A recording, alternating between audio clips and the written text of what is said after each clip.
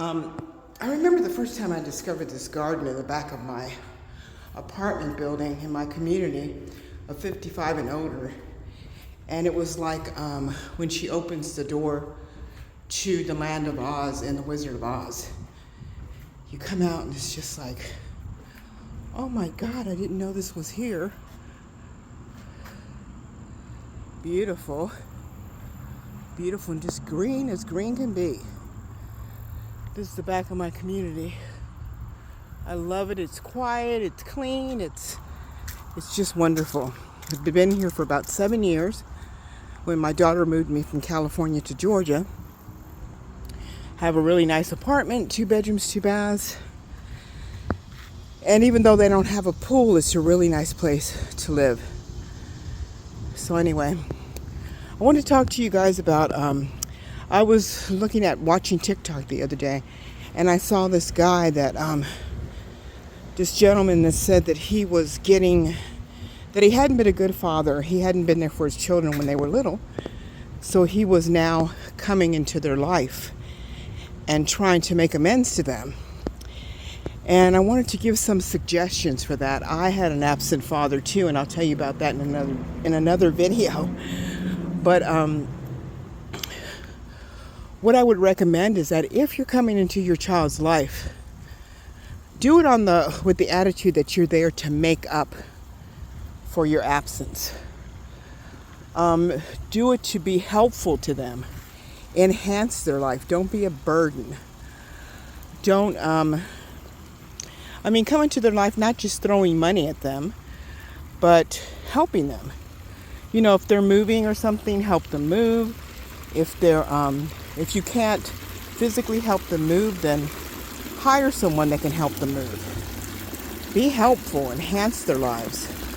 If they're having a birthday party coming up, show up early so you can help them. Ask them, would you like me to show up early to help you? Set up, because I'd love to.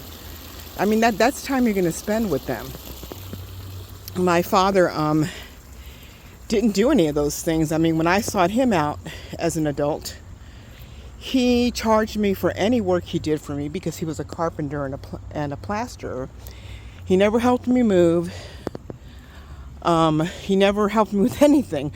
When my husband and I were cleaning up our house, this new house we had bought, we had to go in and redo the floors and redo the garden. They had 6-foot greens growing in the back. We had to cut. It was full of snails. We had to cut all that down and try to make the house inhabitable. And my father never offered to help us out with it, and I thought that's pretty crummy. I didn't think back then, but now I think, yeah, that's pretty crummy. He should have helped us because that's what he did for a living, right? Now, it would have been nice, too, if he didn't want to do it. He could have hired someone to do it. Not because he had the money, but because he owed it to us. We were 4 kids, and he never helped us with anything, so at least you can do that. Make yourself useful is what I'm trying to say. Make yourself useful to your child. If you can provide babysitting, that's great. If you can just help in any way, be helpful. That's what parents should do. They should guide their children. If you can give them advice, do that too. Be respectful, don't scold them, but if you want to give them advice. But just make yourself useful. Don't just come back. My daughters always ask me why was I more forgiving of my father than my mother. And I told them it's because your grandfather, although he was never there for me when I was a kid, he never really went out of his way to hurt me, and your grandmother did. So that's why I was more forgiving to him. When I was a 2-year-old, my father went off to jail for 5 years for messing around with a white woman, and she claimed rape or attempted rape. So he went to jail for 5 years, leaving his 4 children. I'm the third of 4. Alone for my mother to raise.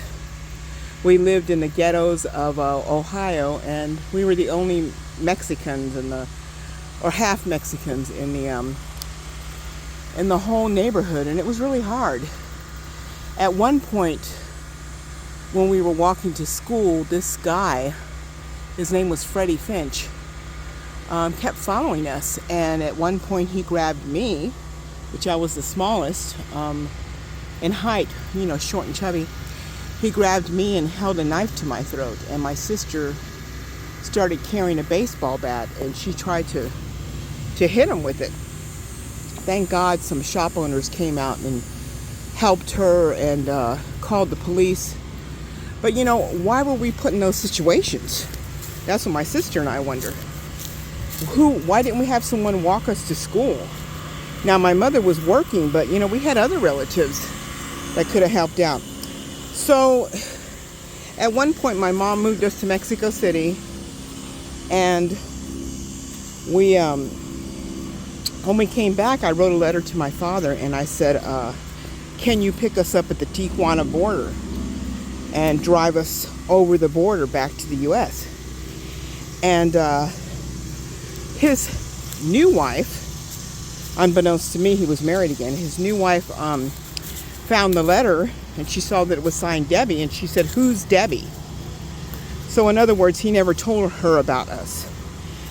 Now, we didn't find this out until he died last year at 93, which is really hurtful.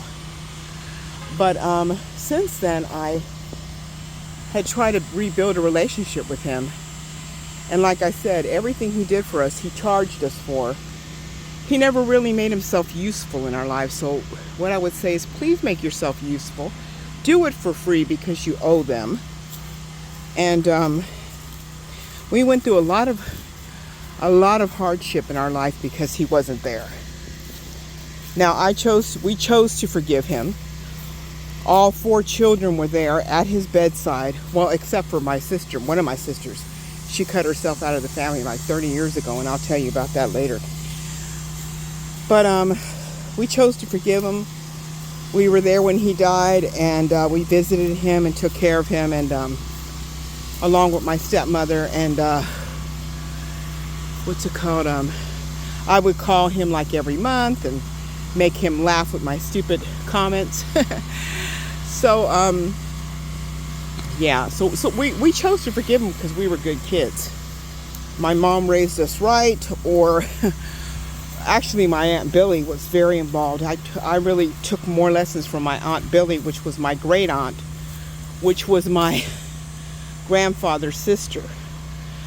We stayed with her a lot when we were little. Thank God she helped out. And I took a lot of my moral fiber from her. So, yes, I would like to tell this gentleman, if you're coming back into your child's life, make yourself as useful as possible.